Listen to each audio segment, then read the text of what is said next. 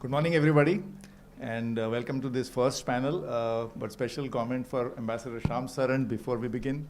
Sir, Mr. Saran, Pune International Centre is, of course, going to work closely with India International Centre, and we would like to think that when I'm speaking on behalf of Mr. Bombaule, that south of the Vindhyas requires a much louder and prominent voice in these affairs. So we take pride in the fact that we are raising the flag from the south of the Vindhyas, but happy to be here. And thank you to all of you to be here today. So the first session, we will go until I think 12:40. So we have 1 hour and 10 minutes. And we will, this session is on Trump tariffs and its impact. But of course, in the context of issues which have already been highlighted by Secretary and the earlier remarks. What I propose is the following, and I hope my panelists will bear with me, that we will ask each of the panelists to speak for about maybe 5 to 7 minutes, if you don't mind, briefly, as opening remarks on the theme of this session. And then we have a bunch of questions that we will discuss among ourselves. And then we leave some time for participants and others to chip in and have some conversation. So that's the structure. And my job is mainly as a traffic policeman and to ensure some time this thing. But I will use my privilege as a moderator to make some initial remarks myself. And the sequence we will go in the first round. I hope it's okay if you go first, and Ambassador Deepak and Professor Batra. So this is about Trump tariffs and impact. And I'm glad you mentioned RCEP because on 5th of November, India abruptly walked out of the Regional Comprehensive Economic Partnership, a partnership of 16 nations, but the big presence of China. But until the 4th of November, the previous day, there was a lot of chest thumping about how we were going to sign this historic pact, which represents almost 40% of global GDP and so on and so forth. And the negotiations which went up to 4th of November lasted for 8 or 9 years, and in which India was an active participant. Of course, subsequently, it's been now 6 years, I think, and they left the door open for India for, I think, quite some time. But I don't know if the door is still open because we would have been able to be part of the rule making. You see, you can always join RCEP later, but then you have to accept the rules which have already been framed. But earlier, the earlier joining advantage is that you're part of the rule making. And secondly, while RCEP focused, as you said, mostly on trade deficits, the deficit flows, and India's expectation of services export. But really what I think was the more important feature, which perhaps did not get emphasized enough, was the fact that new supply chains which would be set up and new investment decisions which would be set up by investors would want to be in the same common economic area. If India is outside the boundaries, modern manufacturing crosses boundaries several times.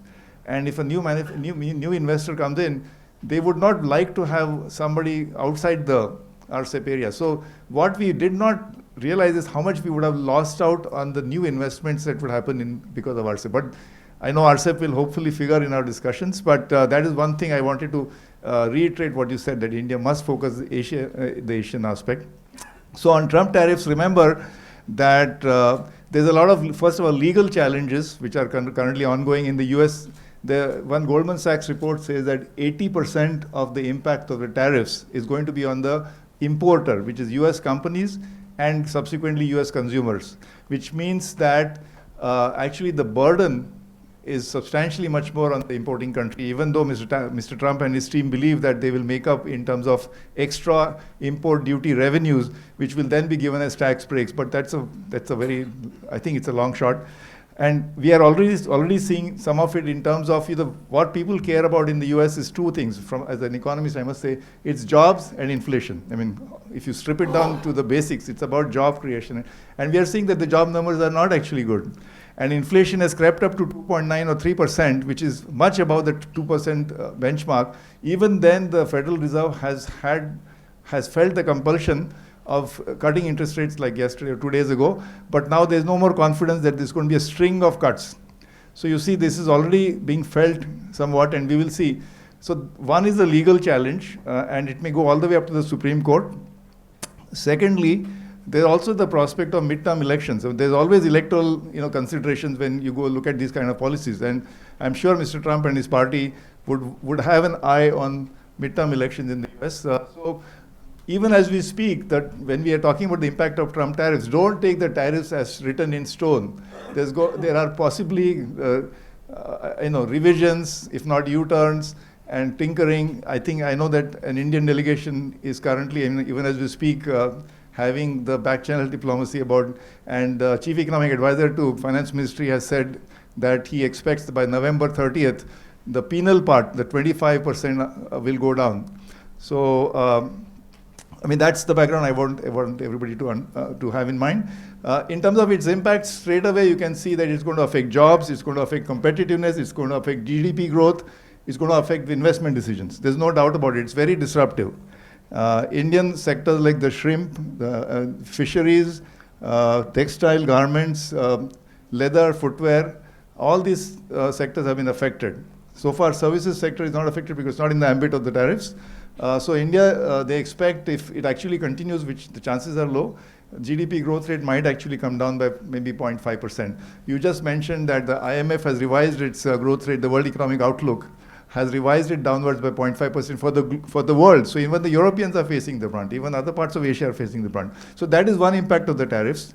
And the other impact is, I'd just like to briefly mention it, and I'll pass it on to Mr. Sukal, is the whole business of de-dollarization. As a response to, it's not only the Trump tariffs, but as a response to the fact that the trust in the dollar system. Now, the power and the hegemony of the dollar comes from three things.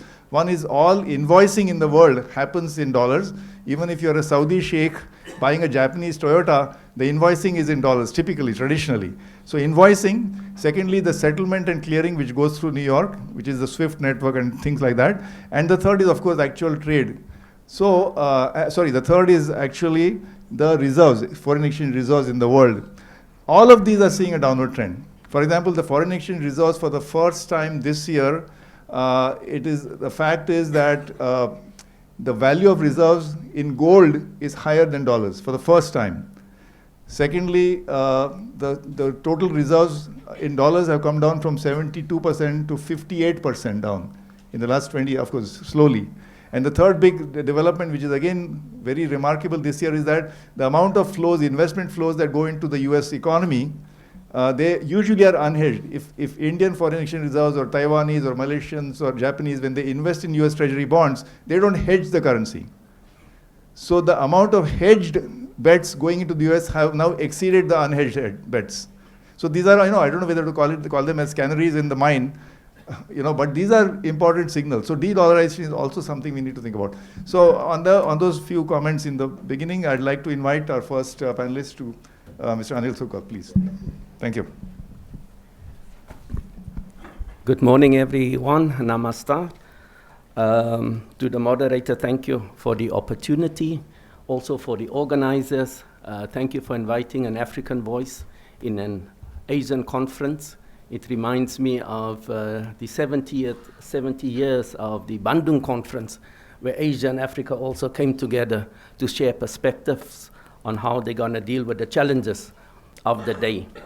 So to Ambassador Bambawale, Ambassador Saran, all the leadership of the IIC and of the Pune International Centre, to the Secretary, Economic Relations, Ambassador Dalela, congratulations with your appointment on this very crucial and interesting time, and we look forward to working very closely with you.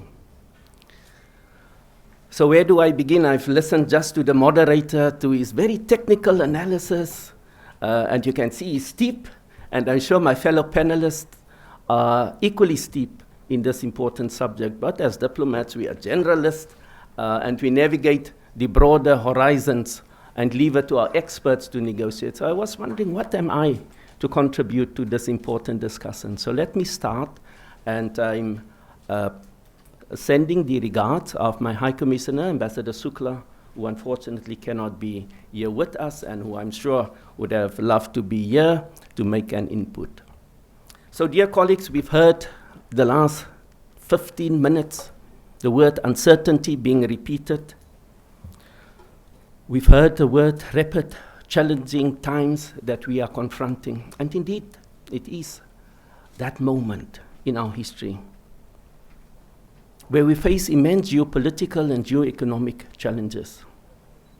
Recently, at the BRICS Extraordinary Summit, President Ramaphosa stated as follows. He said, "We are witnessing seismic shifts in global trade that presents both challenges and opportunities in the reordering of the global economy. There is a shift from unipolar to a multipolar world. This moment is marked by intensifying global competition and growing geopolitical tension." So that is in broad what we are faced with.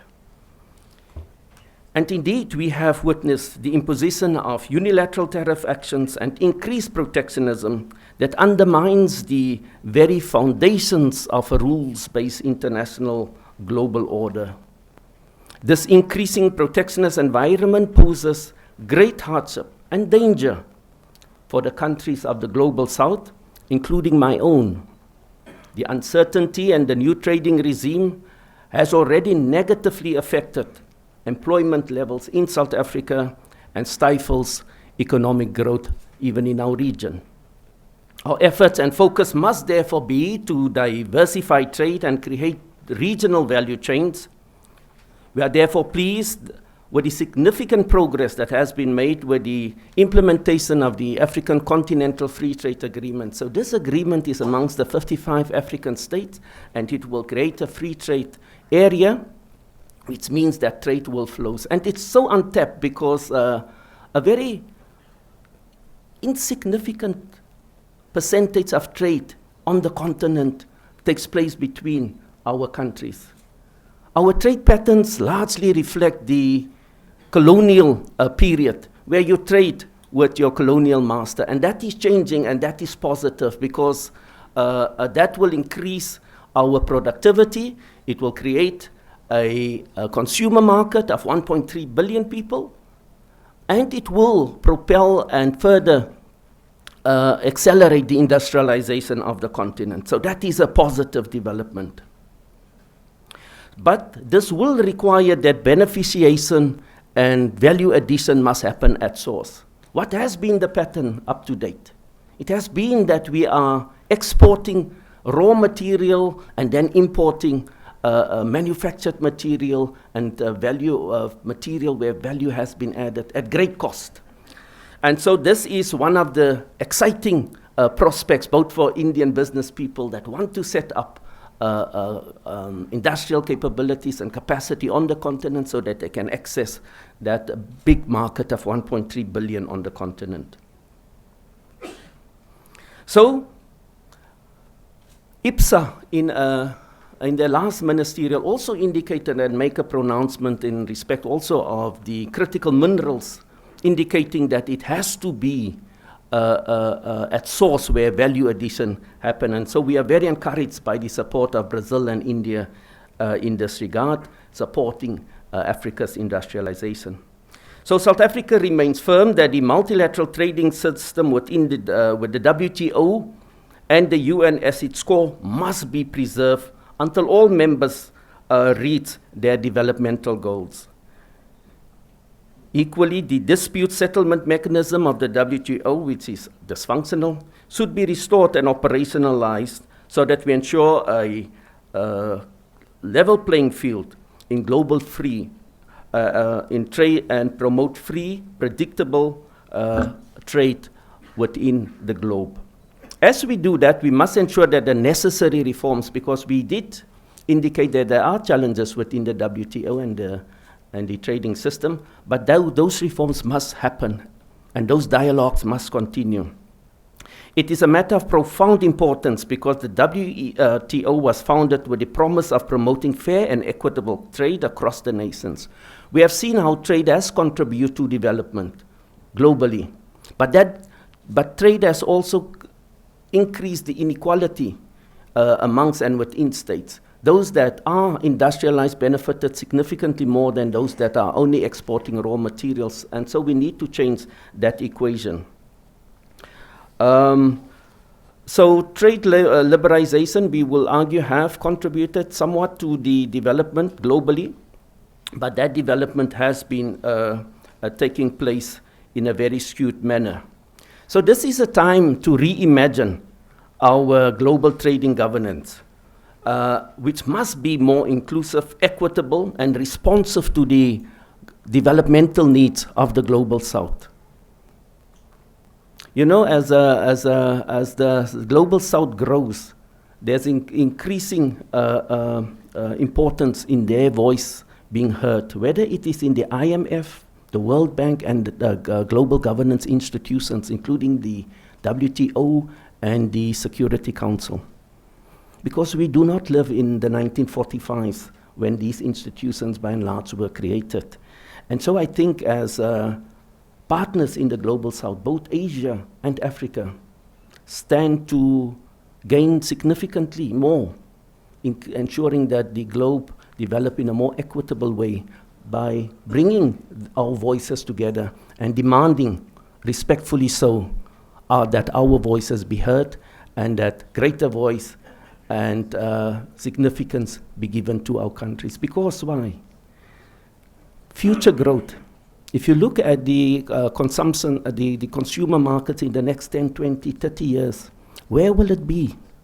It will be located in Asia, it will be located in Africa with our young populations. And so it is in the interest that we increase our trade amongst ourselves.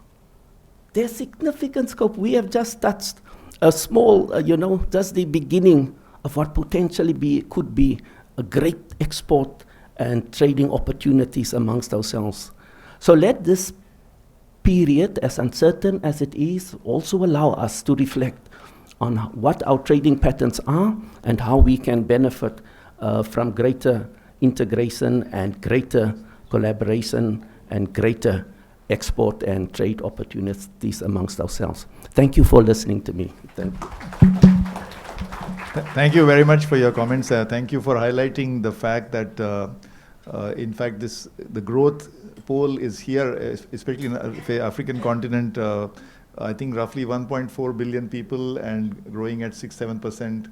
So there's a huge. Also highlighting the fact that intra-trade between developing countries, including, by the way, in South Asia, is much lower than what we trade with the rest of the world. And you also mentioned the WTO and strengthening the governance there. And so on that note, I think it's good to invite former India's ambassador to WTO for his initial comments, Mr. Deepak. Wherever.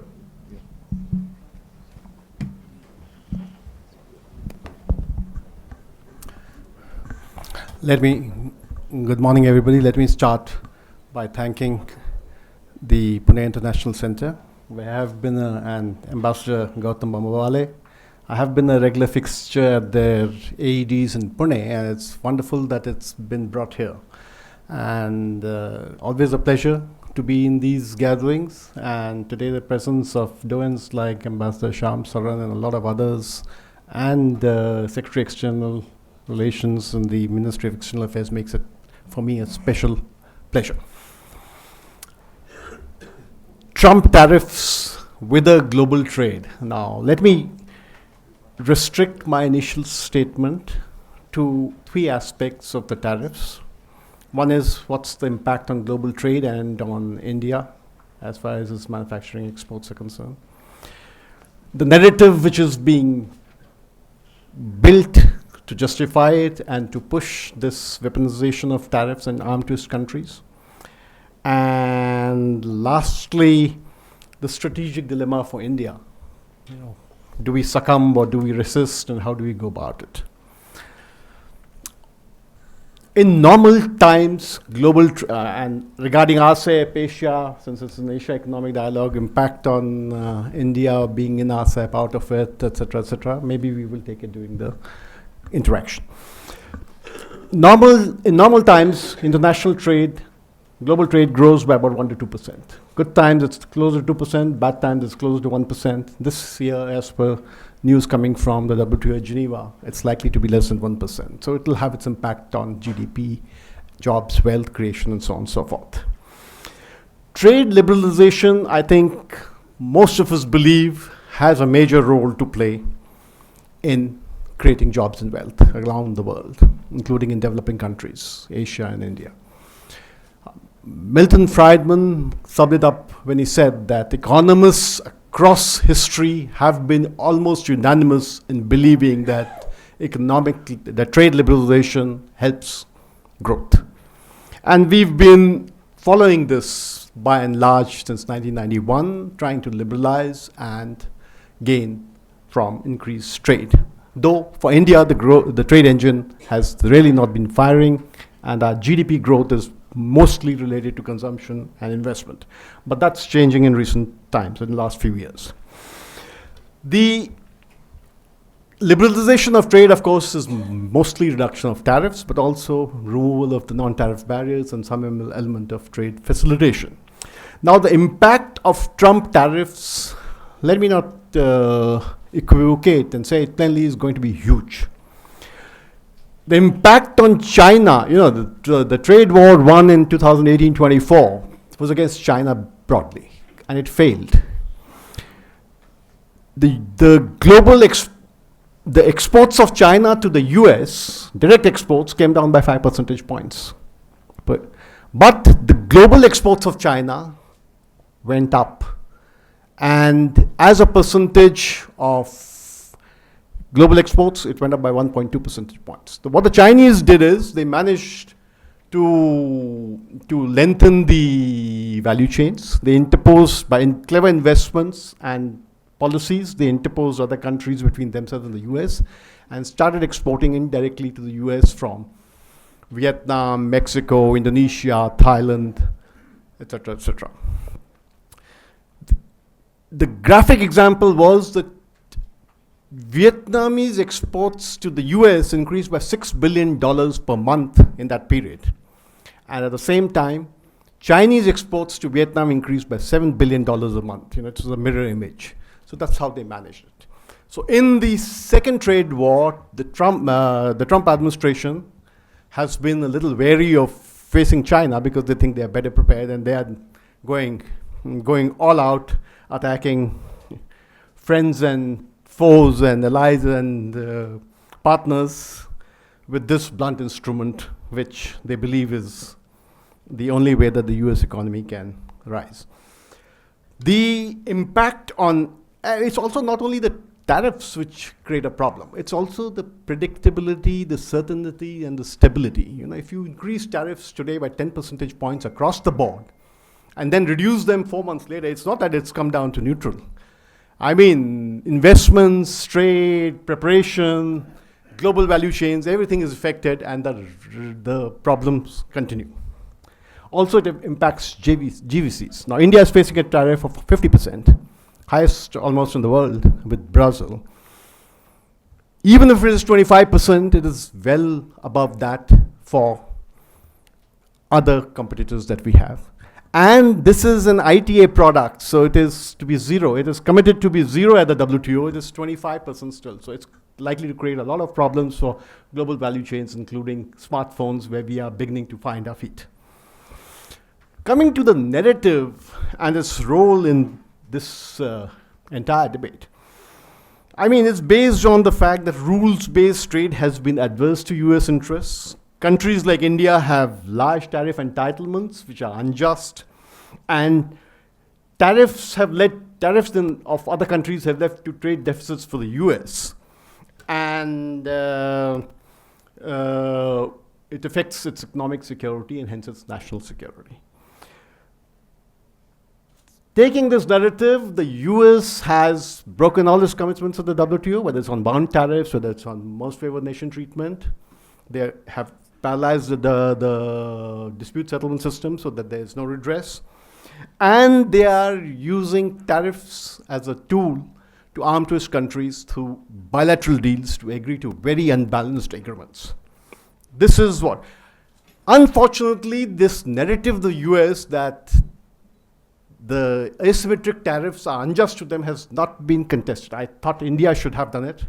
The government initially, now that you're negotiating, perhaps you cannot do it, but think tanks, media, intellectuals, I mean, no one has raised the issue that our entitlements are paid for for various things, and we've got them in negotiations where there has been a give and take.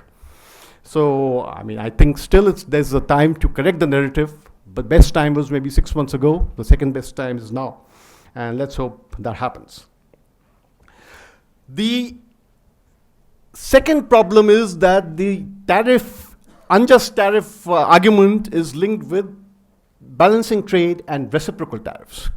Now, if your trading partner is talking of a trade deal which balances trade, which is $80 billion or $40 billion deficit that he has, what does it mean for a country like India? We will not have measures which increase our exports.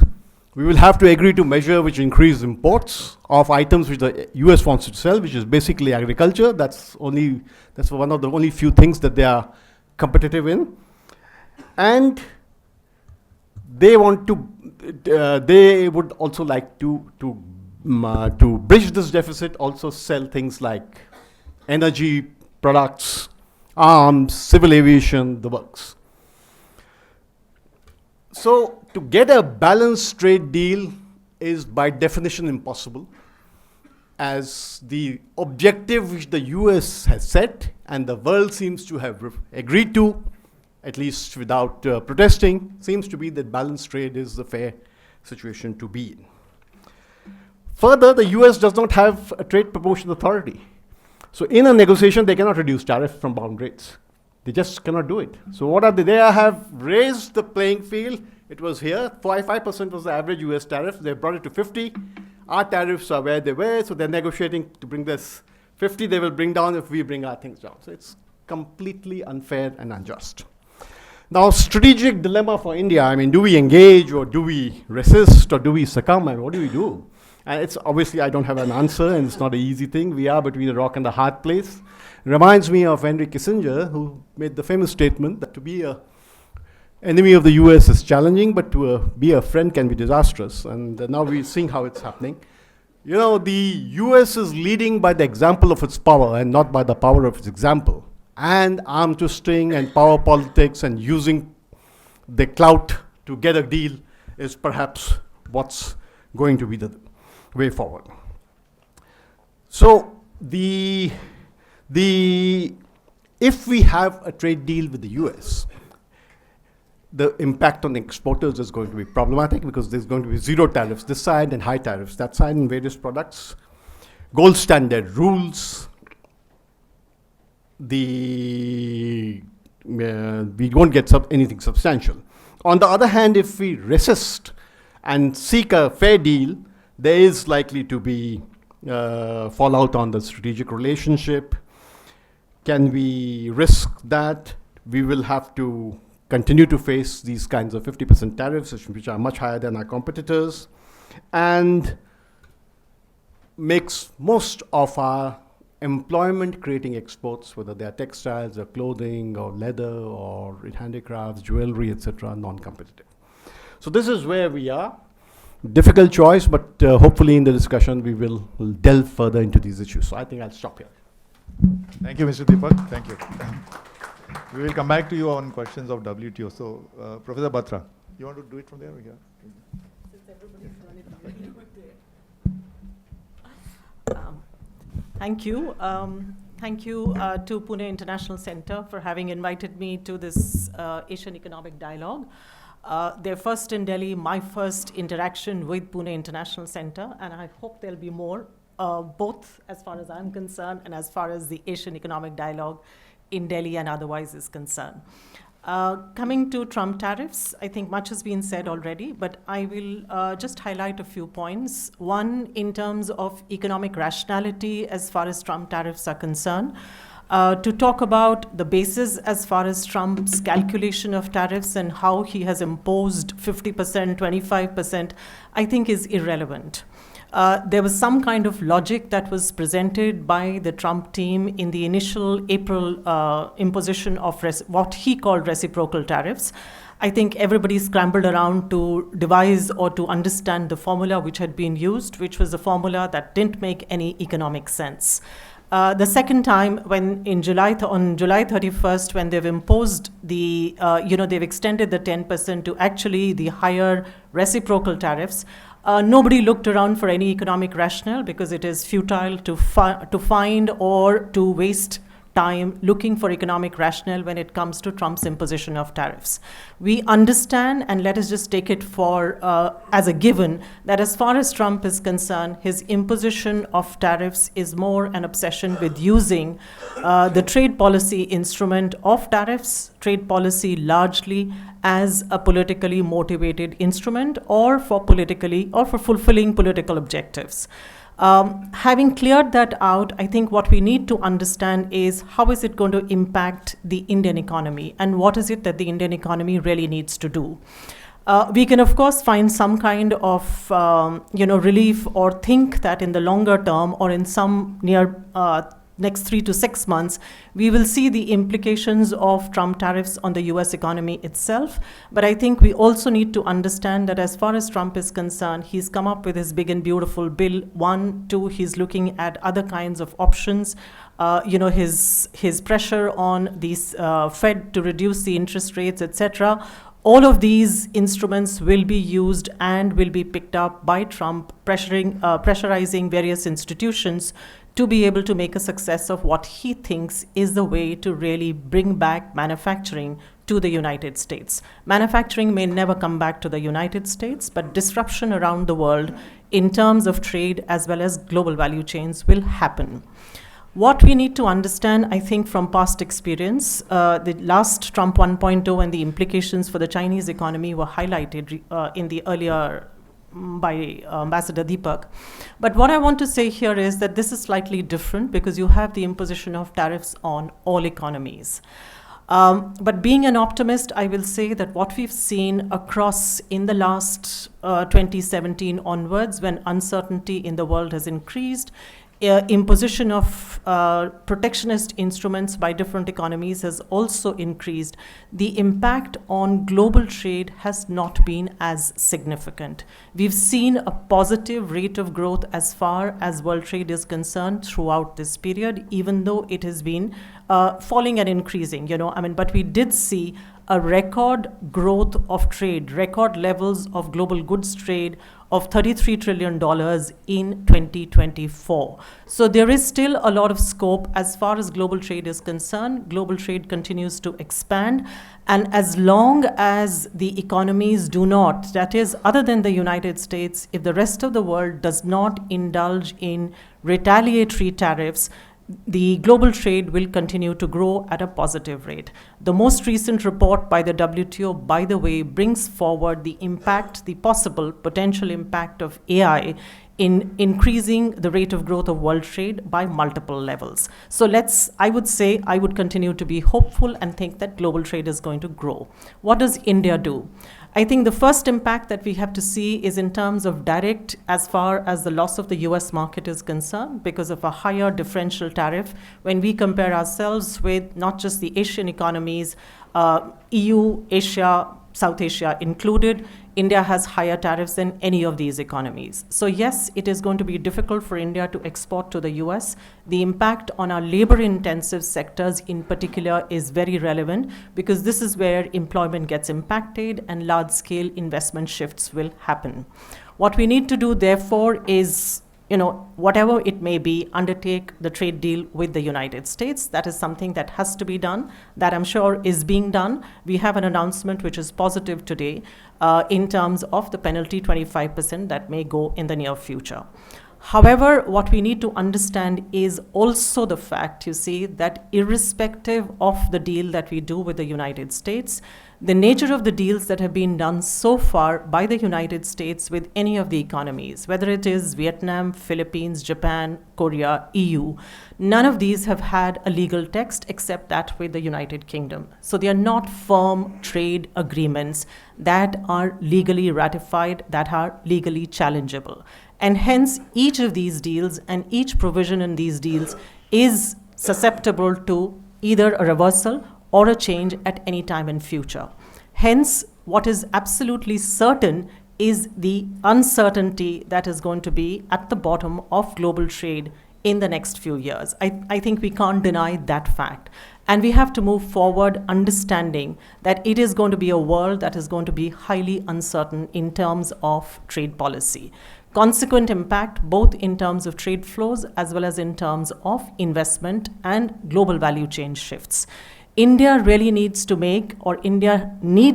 at this point of time, think about or rethink its global trade strategy, but not in a way that it turns inwards. I think it's very, very important that India not take this moment to be one where we turn inwards and focus more on the domestic economy rather than the external world.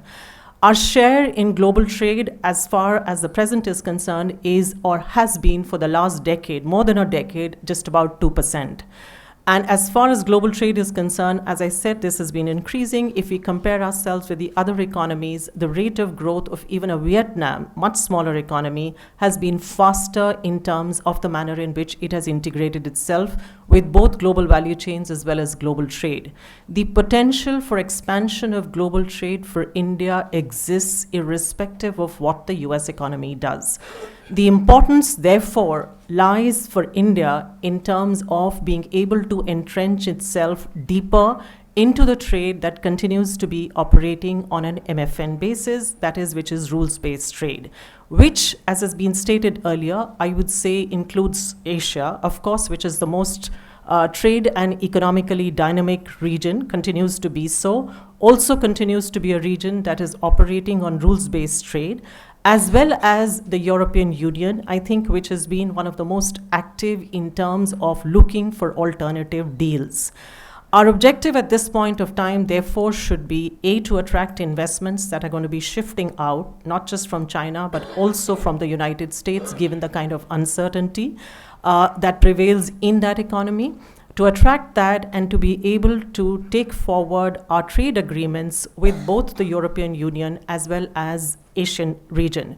I put the Asian region as one in terms of both that we take forward our trade deal in terms of finalizing the review that has been ongoing for a long time with ASEAN, the India-ASEAN FTA. We see that we promote or we try and rethink our strategy as far as entry into RCEP is concerned. It is still open as far as India is concerned. Membership remains open for India. We have been a part of the rule-setting process there. I will come back to it if there is interest in that.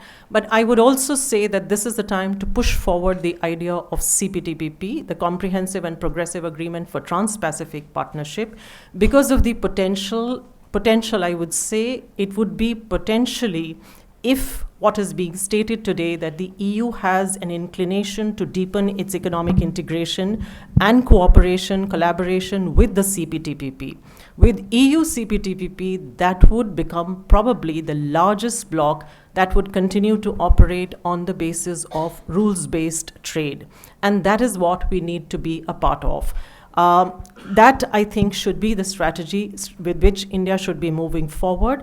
And alongside, I think it's very important when we talk about attracting investments to correct some of the domestic policies, that is certain policies that we need to do as far as our own trade policy is concerned, which is in terms of reduction or undertaking a comprehensive review of tariffs in India.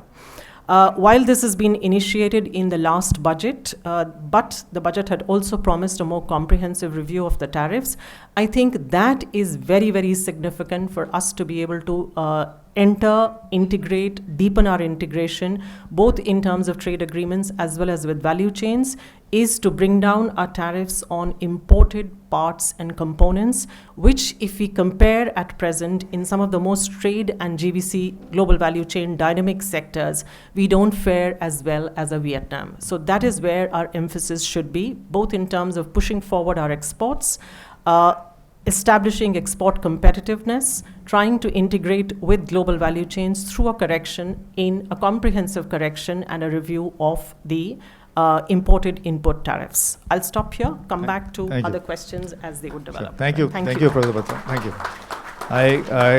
I couldn't resist but noticing the optimistic note in her initial remarks, and of course she also said that this in some ways perhaps is a blessing in disguise, because then we can push our domestic reforms agenda more aggressively. So I'm going to quickly go into the questions, and I'm going to request all the panelists to keep their answers very brief so we can accommodate more questions and also take questions from the audience.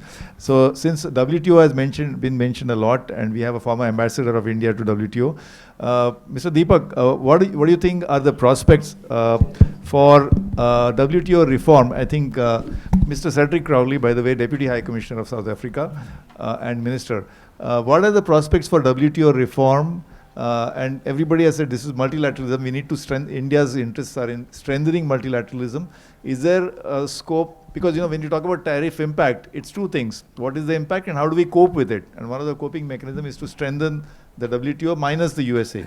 Do you see any scope for strengthening the WTO without the USA?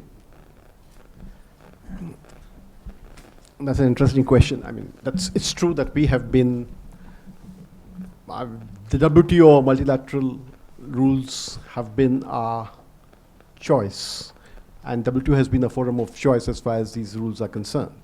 And the reason for that is two major issues. One is that in the multilateral arena, you can engage with the conviction that you count, but not with the arrogance that you count too much. So you have an equal role as others. And secondly, WTO allows for a special and differential treatment for developing countries like India. So it's, not, you're not put into the same ring as a super heavyweight boxer being a flyweight yourself. So two advantages are there because of which we prefer the WTO, both for rulemaking as well as for other kinds of trade engagements. But, and thirdly, you have the cover of coalitions. WTO, you can have coalitions and resist power politics and arm twisting of the kind that happens in bilaterals. This was very, very effective. The India, China, Brazil, South Africa coalition at the WTO was very effective. But since India and China fell apart, that coalition has vanished, and the reforms of interests of developing countries are now on the back burner. To say that, can we have a WTO without the US? US may say whatever. They are not leaving the WTO. They know that they have gained immensely from it. They expect to gain even further by foisting their so-called gold standard rules on digital trade, environment, labor, the works, government procurement, onto the developing countries. And so, I mean, it's theoretical to say whether we could do. I mean, we would prefer a WTO which makes rules and settles disputes, both of which it's not able to do just now. What I mean is pluralistically, meaning have a coalition which is acting together, even if USA is there or not there, but effectively change WTO to the benefit of everybody else. I mean, the shadow of the US on trade and on the economic engagement, whether it's bilateral, it's very, very large. So I don't think we can have a WTO free of US unless it works out. It doesn't look like. So let me bring Mr. Crowley in, because you also in your initial, can you just take the mic? You also mentioned in your initial remarks about how the US actually, see what happened in 2018, the steel and aluminum tariffs using Section 232 was actually based on, I think, national security considerations. But they were ruled as illegal by the WTO. But since the dispute settlement mechanism has been rendered ineffective, basically, by the US, you mentioned that in your comments. So do you think there is a way to revive the dispute mechanism, even if the US is dragging its feet through some, WTO is one organization which has, everybody has a veto. They have 150 members, 151.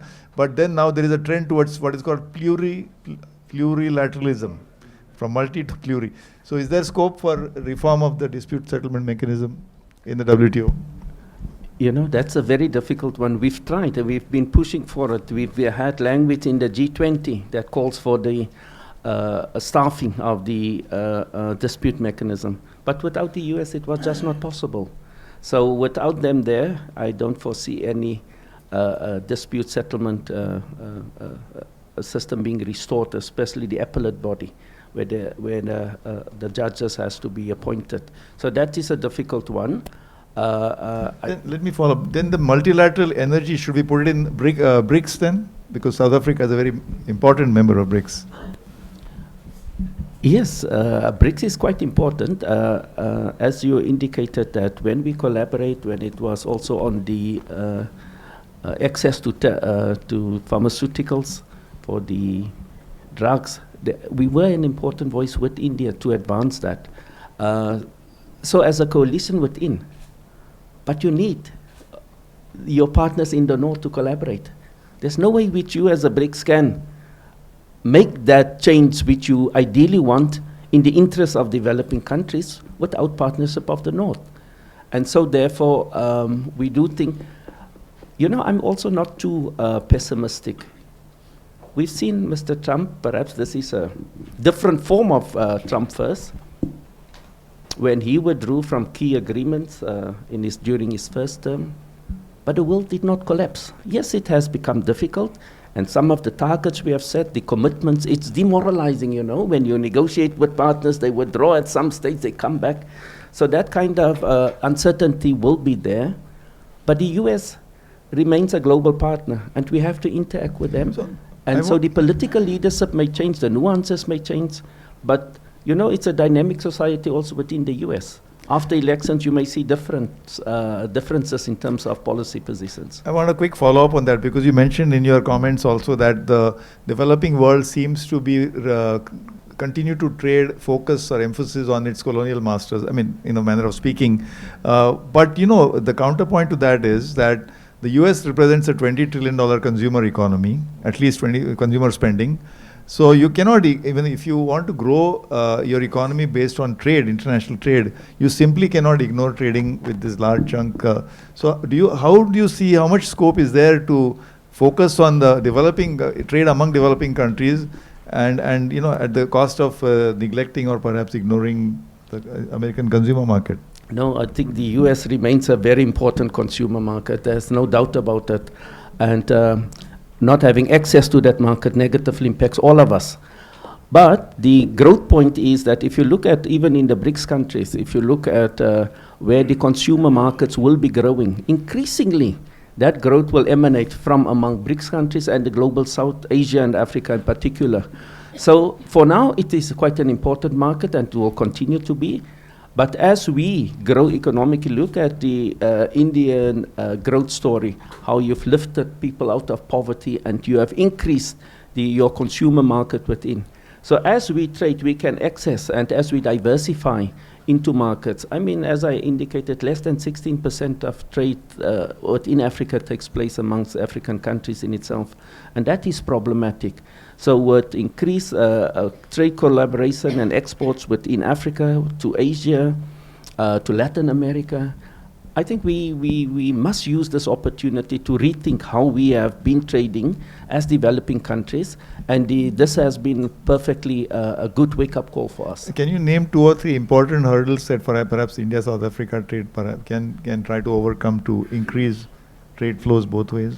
I think one important hurdle for India and South Africa in particular has been the absence of a free trade agreement.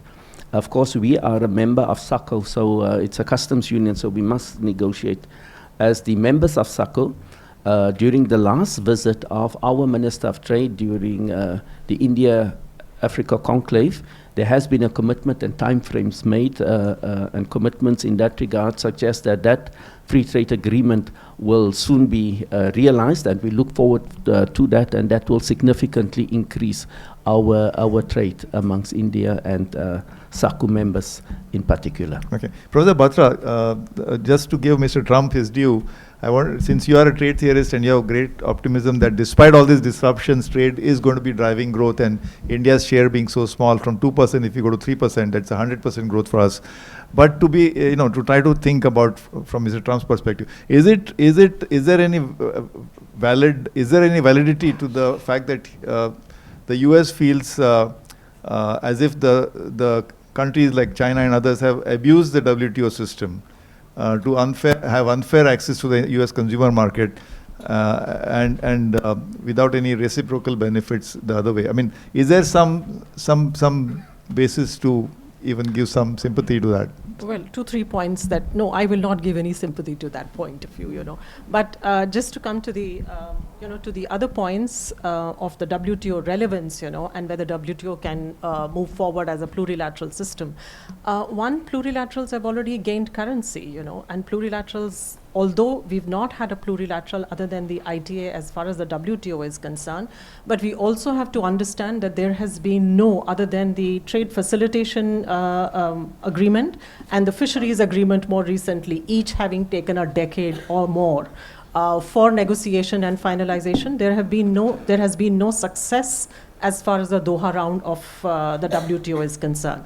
The WTO has not been able to come to any major agreement so far, And in fact, the WTO, long before Trump came in, had started to diminish in terms of its relevance, and today it has been reduced to only implementation issues of the earlier agreements, What needs is that the WTO needs a major reform by itself as an institution to keep pace with the nature of the change in global trade. And that nature of change in global trade has been picked up by the trade agreements.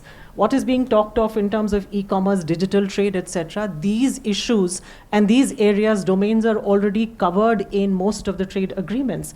And please mind it, these trade agreements are between developed and developing countries. Many of the developing countries are already participating in these trade agreements that have these modern day, what we call as beyond the WTO provisions. So it is the WTO that really needs to upgrade itself and bring itself to be functioning for a modern day global trade system. Just a second, let me just finish this, The second thing, when we talk about whether there can be an alternate, DSM can be revived or not, I don't think the DSM in its earlier form can be revived, because the appellate body and the presidential, format of judgments, where precedents become the norm as far as future decisions on some cases is concerned, that is the most objectionable part as far as the US is concerned. So they will never allow that, I think, to come back. Increasingly, the US has been indulging in resolving disputes bilaterally, So they've done that. That will not happen. The alternative MPIA, by the way, is already there. Which started with, I think, very few 40-plus countries, but today is a 75-plus countries, So an alternative system is very much in operation. Plurilaterals are being discussed. Majorly, I think we've had this objection that there are only 3 countries that are objecting to the investment facilitation plurilateral, One is India, So I think we need to rethink how we need to participate. The consensus-based approach is not going to survive the diversity of interest in what is a 168-member institution. It's going to make it very difficult for everyone to, operate by saying that everyone can participate. Last point on the American view of China having taken advantage, the US allowed it to happen. Yeah. The US is the one facilitated the entry of China. The US investors and business took forward their business to China with the cheaper labor, large market, and allowed the intellectual property to be operated as they did. Yes, I have a follow-up question for you, but just on that point, Mr. Cook, the CEO of Apple, has famously said that we are in China not because of cheap labor, because that I cannot find that talent anywhere else. He's talking about production, of course, sale. Things have changed. Yeah. China has upgraded itself from where it was to where it is now. My follow-up question to you is that as you rightly pointed out, India is the one which is blocking this MPI. So is I can't pronounce it, plurilateralism against India's interest? I don't think so. I think we have to, plurilaterals are 2 kinds, open plurilaterals, and I think the Annexure 4 plurilaterals, slightly different in terms of how the outcomes are to be integrated. Then why is India opposing? In the rules? Yeah. Because we want to go by the old system of that it's not consensus-based as far as the issues to be discussed are concerned, and it's a smaller proportion of the total that actually takes forward a particular issue. But I think in both these contexts and in both these aspects, we need to change our position, because to get the 168 to agree on everything will never happen, as we've seen it from 2001 to now, quarter of a century. Mr. Deepak, having spent time in WTO, you think this is a good way to go? Can you advise the Indian government that you're not in government anymore, so you can do that?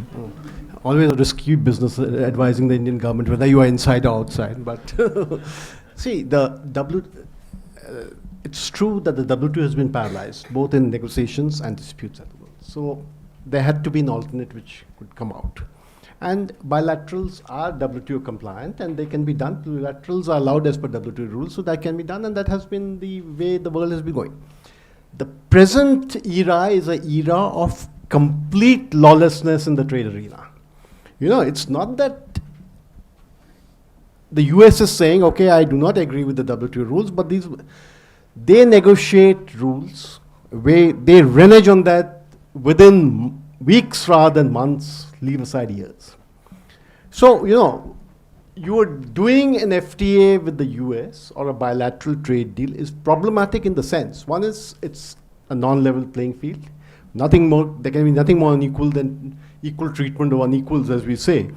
So that is one which is happening. Two, they have changed the starting point arbitrarily, which has been found illegal by their trade courts and the first appellate level, and they are obviously illegal as far as the international trade rules are concerned.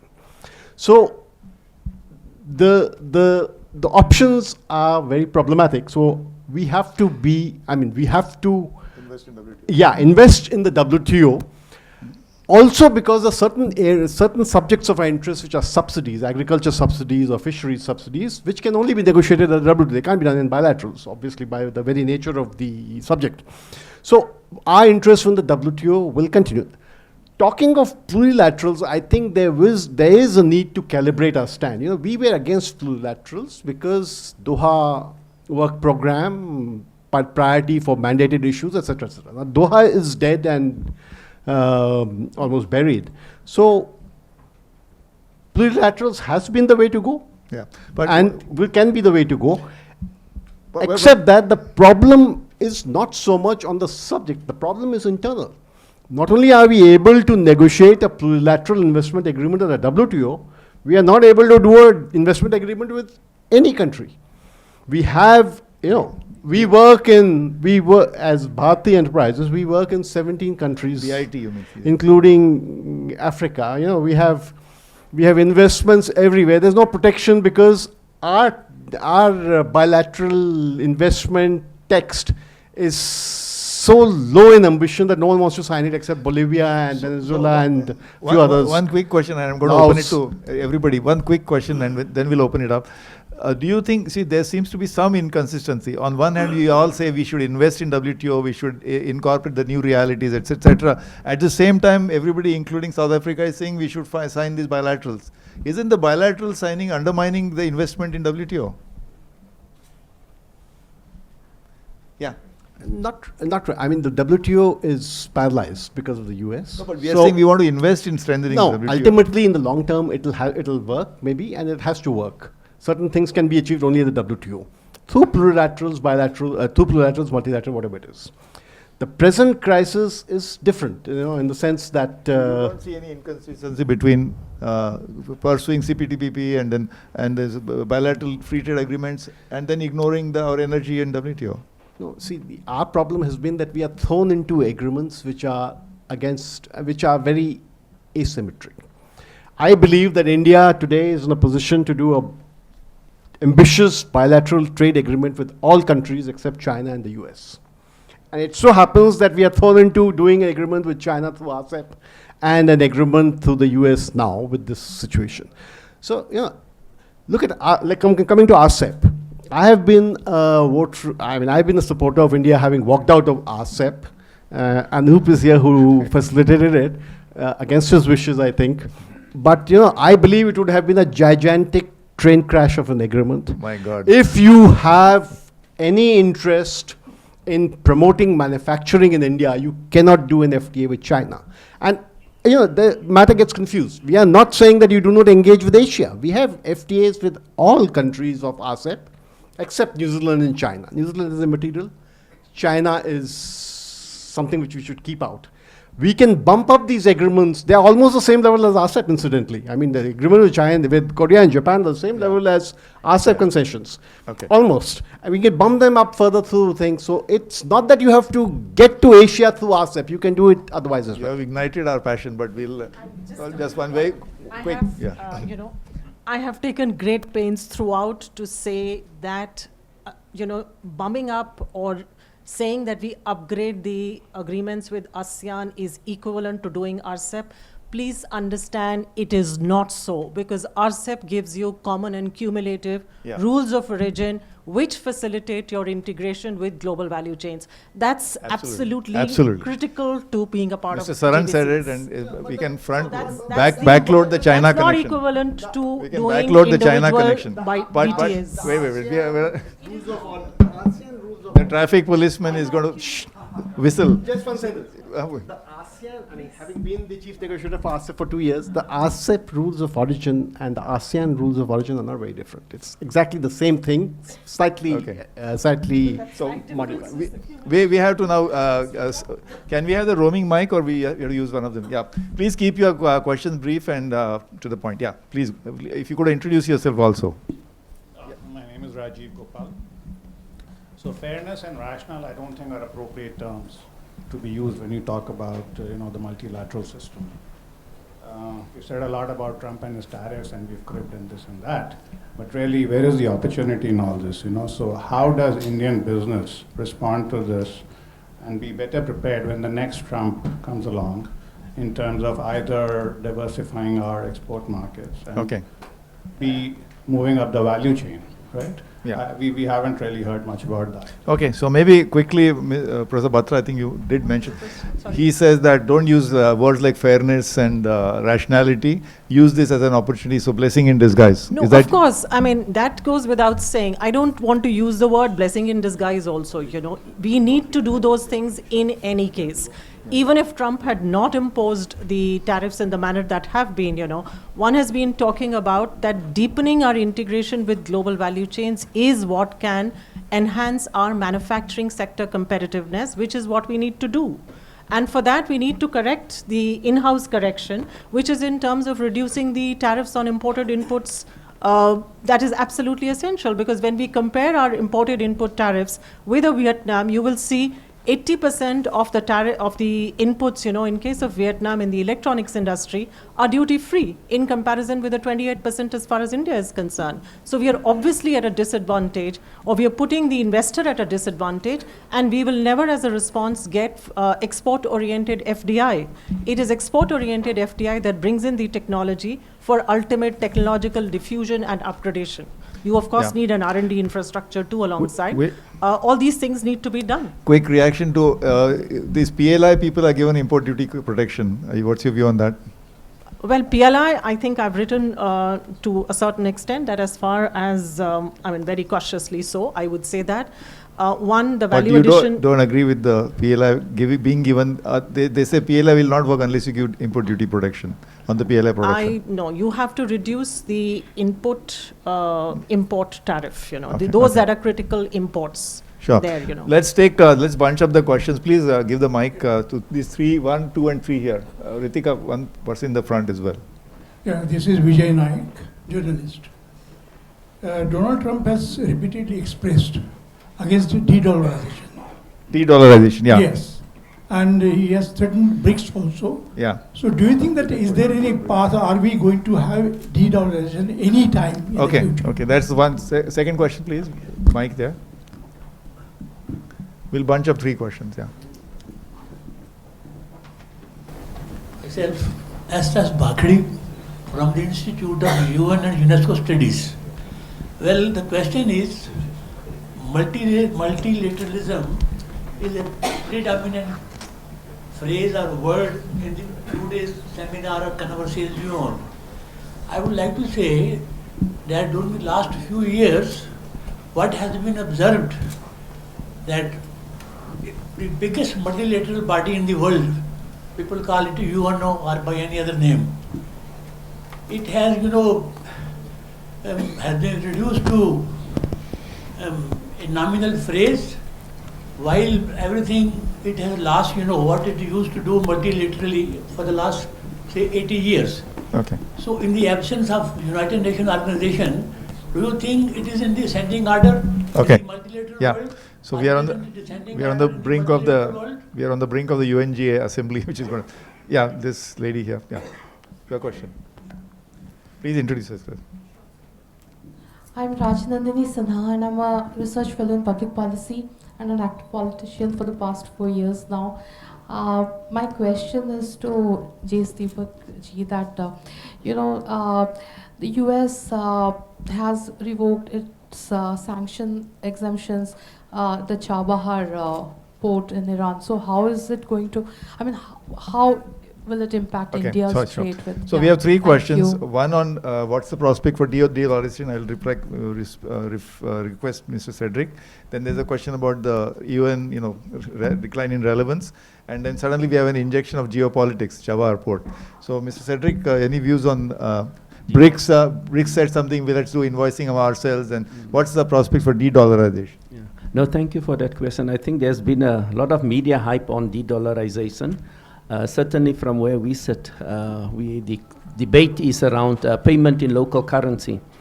The hype on de-dollarization was partly as a result of the weaponization of the dollar by the US in terms of its own geopolitical maneuvers.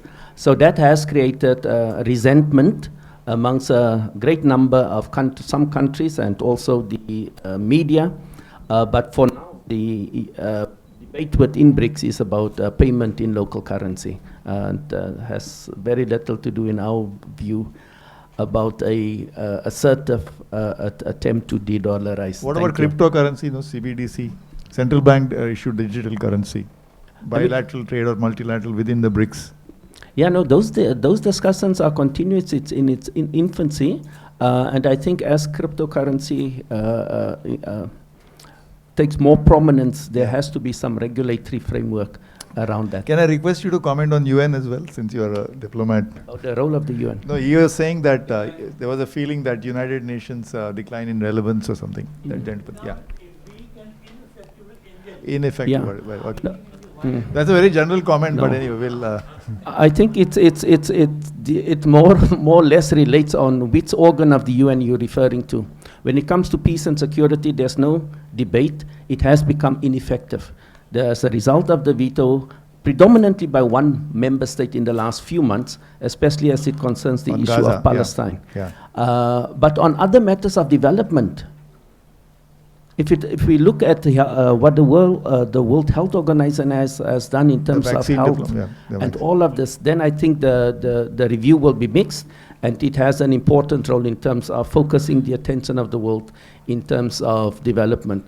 And therefore, the reforms debate is so important, especially of the Security Council. Okay. Yeah. So we had the lady asked about two news items in the newspaper this morning, the sanctions on anybody who works on Chabahar port, and the fentanyl, this unnamed business executives who have been given visa ban on fentanyl connection.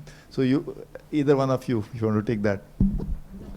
It's a diplomatic hot potato. See, the general thing about doing any agreement with the US today in this situation is that they renege on that.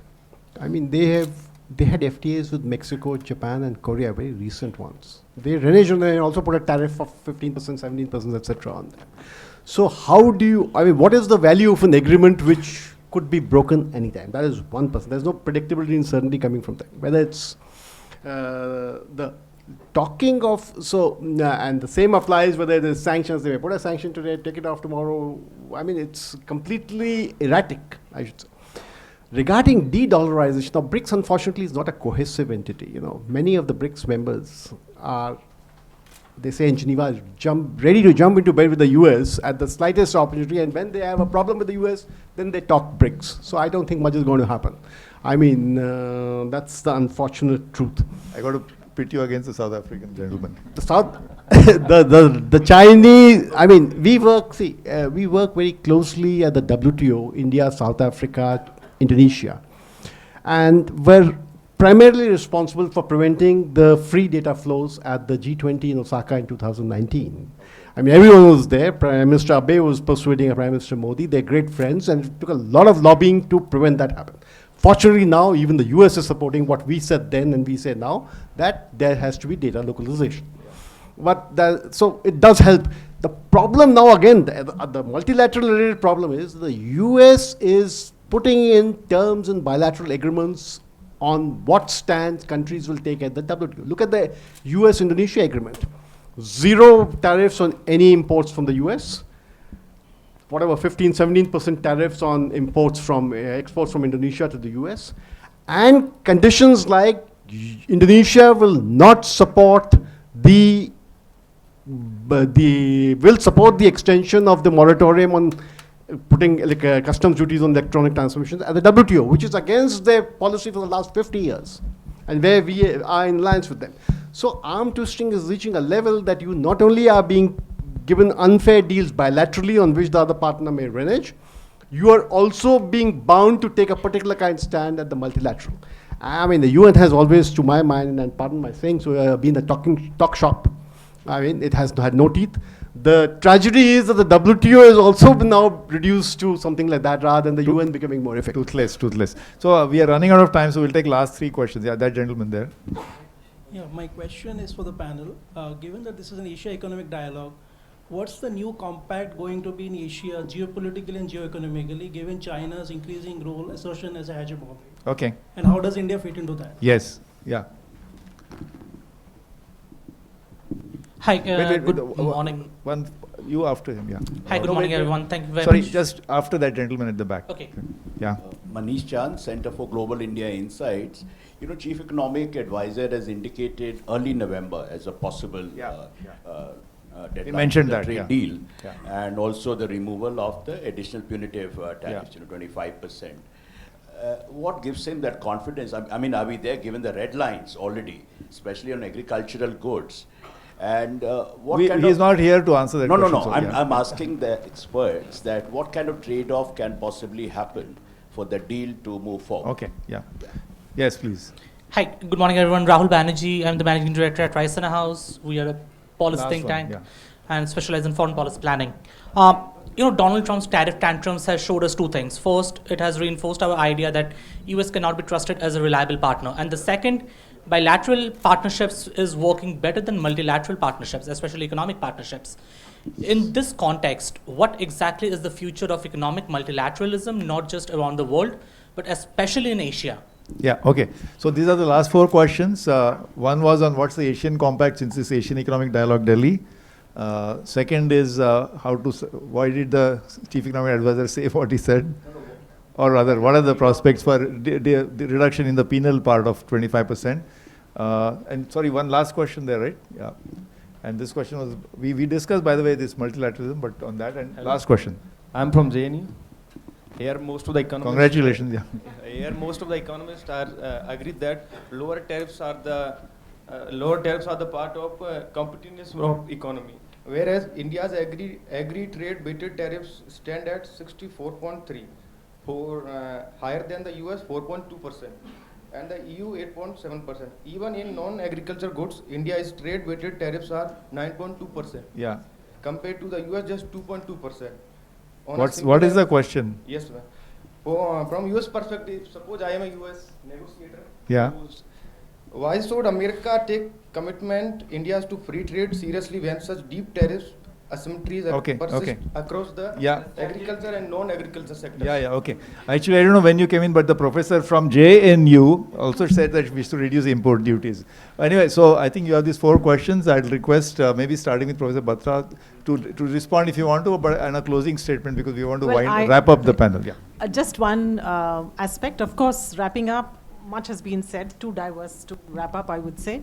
But I think on the Asian front, and what is it that we look forward to, or what is it that we should be looking forward to participate in, and as the future, at least near future, I think the comprehensive and progressive agreement for Trans-Pacific Partnership, we should both announce our, set the tone for preparatory steps for entry into the CPTPP. I think that's what going forward will be the harbinger of trade rules or rules-based trade, basically. Okay. I mean,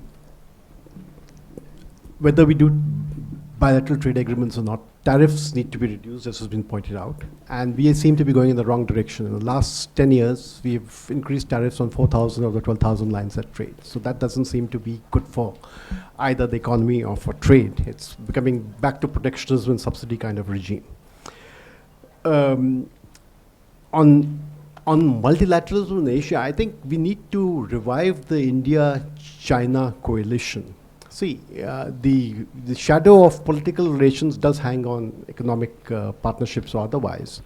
and this overhang we've been having. But now that the political relations with China seem to be on the upswing, maybe we need to do that, and that will also help. Because, you know, if India is leading the South, global South, you have 10, 15, 20 countries standing behind you. If India and China are together leading the global South, there are 110, 120 countries standing, so it makes a difference.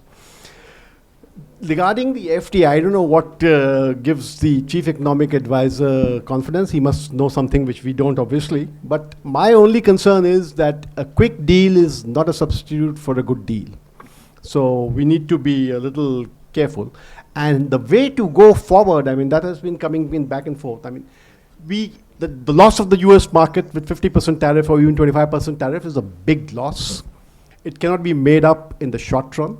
It will affect our exporters. But in the long run, we need to engage with the continental free trade area of Africa. We need Europe, yes, for trade, but for Europe is on a downswing. The way things are in Europe, it's only moving on its momentum. So I think I'll stop. Mr. Cedric. Thank you very much. This was quite interesting. On the issue of multilateralism, we live in an interdependent world. If it's not for multilateralism, you will see exactly what we've seen, where the strong dictate to the weak. Who is going to protect the poor?